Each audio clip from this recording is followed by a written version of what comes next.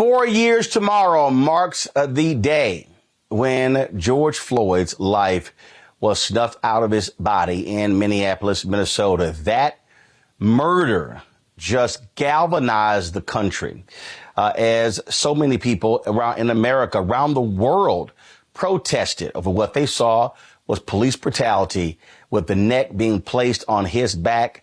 As we said, protests happen all around the country. They continue today. Of course, there's been a week of activity in Minneapolis as folks have taken to the streets there, protesting change. But a lot has changed in the last 4 years, yet we still do not see a bill that deals with criminal justice reform that was blocked in the United States Senate by South Carolina Senator Tim Scott. Philonise Floyd is the brother of George Floyd. He's also the president of Foundation. He's joining me now from Baltimore, Maryland. Philonise, glad to have you with us.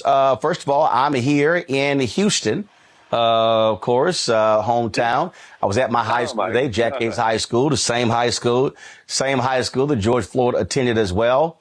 And so certainly glad to be here. It's always a tough day, though, for us to do this show because we're talking about, again, your brother being killed by Minneapolis police. When you look at 4 years later, what do you see that has been positive change that in the wake of the death of your brother in this country?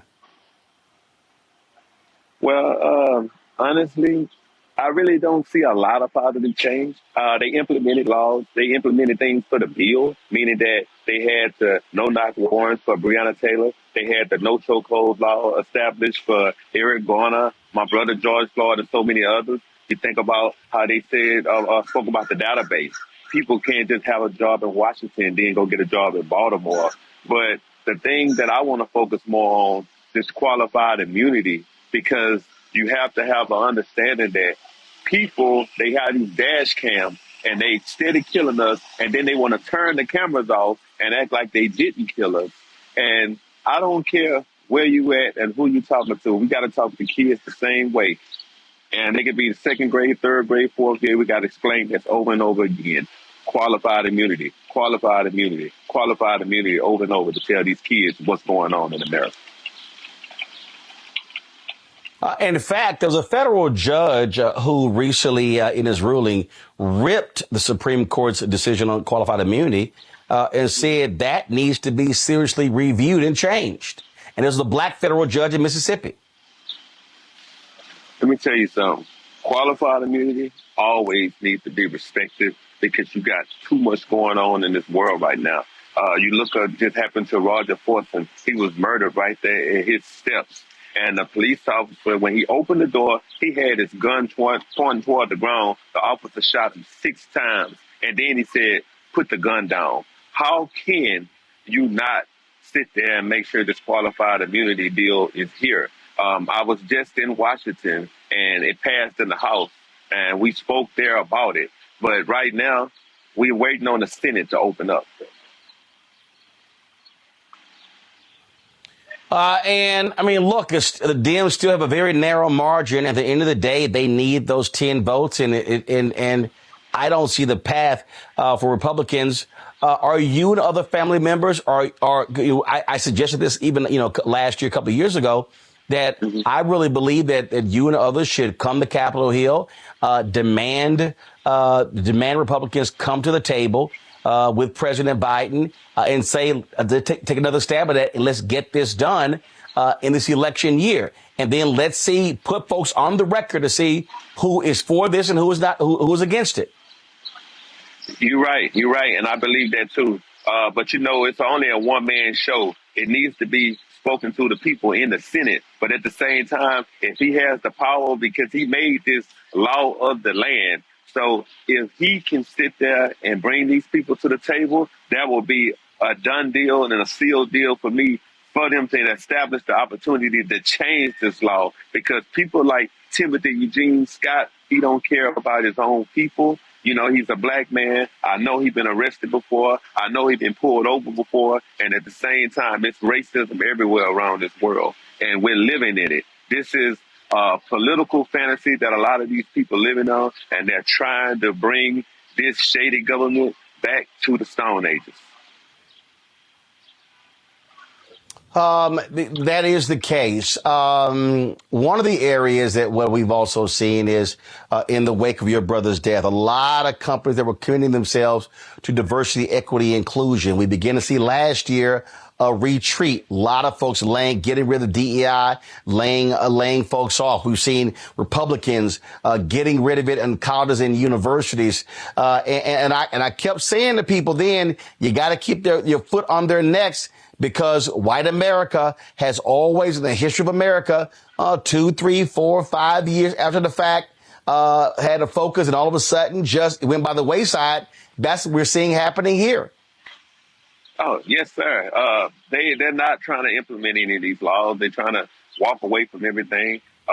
Brown and black people, we've been living in this treacherous world for a long time. And this same world I was born in, this is the way that I found it. And I'm not trying to leave it like this right now. We're trying to get accountability for all nationalities. And we need people to be able to be respected as citizens and not second-class citizens. This is somewhere where I want my respect, because I need respect like air. I need it to survive. That's what I need right now. And we need to constantly get out here and protest and stand in these people's face and let them know we're not going nowhere, and we demand that we get qualified immunity. Absolutely. And unfortunately, what we're seeing is it has to be left up to the states. Republicans are hardening on this. You got Republican governors like Greg Abbott. He pardons this white racist who killed a Black Lives Matter protester there. You've got in Missouri, the governor is saying he may very well pardon a police officer who was convicted as well. And so it is as if we learn a lot. There were people who were focused in the first year or two, but focus has waned ever since. What do you want to say to all the people, Black, white, Latino, Asian American, in America, but across the world, who were rallying, who were protesting, who were so energized in the wake of your brother's death?